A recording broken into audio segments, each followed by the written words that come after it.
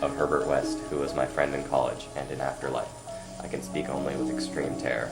This terror is not due altogether to the sinister manner of his recent disappearance, but was engendered by the whole nature of his life work, and first gained its acute form more than 17 years ago, when we were in the third year of our courses at Miskatonic University Medical School in Arkham, where West had already made himself notorious through his wild theories on nature of death and the possibility of overcoming it artificially. In his experiments with various animating solutions, he had killed and treated immense numbers of rabbits, guinea pigs, cats, dogs, and monkeys, till he had become the prime nuisance of the college. It became clear that since the same solution never worked alike on different organic species, he would require human subjects for further and more specialized progress. It was here that he first came into conflict with the college authorities, and was debarred from future experiments by no less a dignitary than the dean of medical school himself.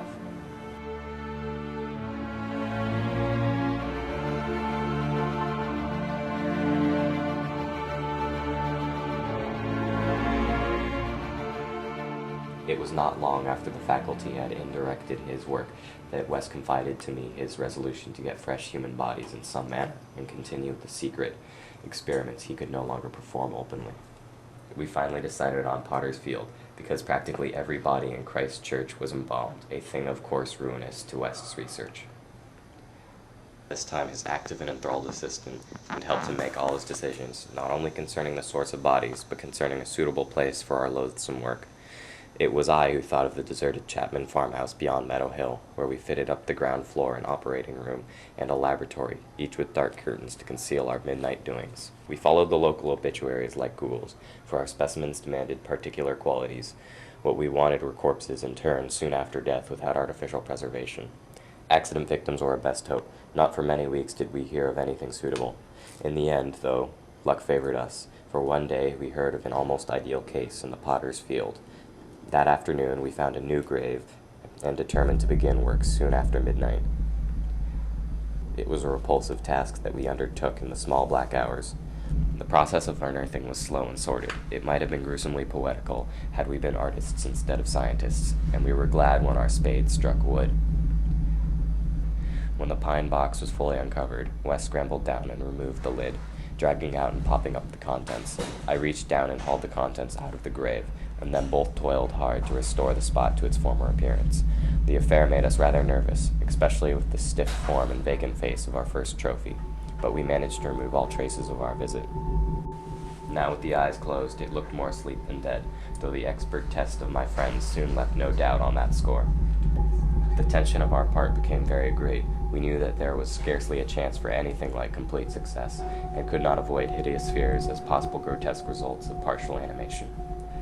I myself still held some curious notions about the traditional soul of man, and felt in awe at the secrets that might be told by returning one from the dead.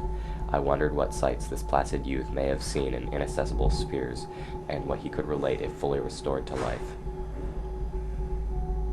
He was calmer than I as he forced a large quantity of his fluid into a vein of the body's arm, immediately binding the incision securely.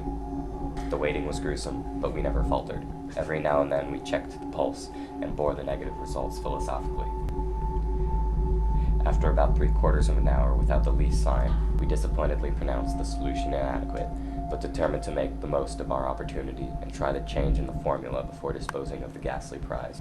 So taking the solitary acetylene lamp into the adjacent laboratory, we left our silent guest on the slab in the dark, and bent every energy to the mixing of a new solution, the weighing and measuring supervised by West with an almost fanatical care.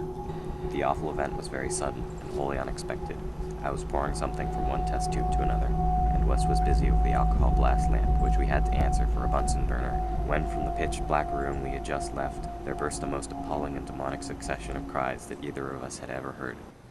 Not more unutterable could have been the chaos of hellish sound if the pit itself had opened to release the agony of the damned, for in one inconceivable cacophony was centered all the supernal terror and unnatural despair of animate nature.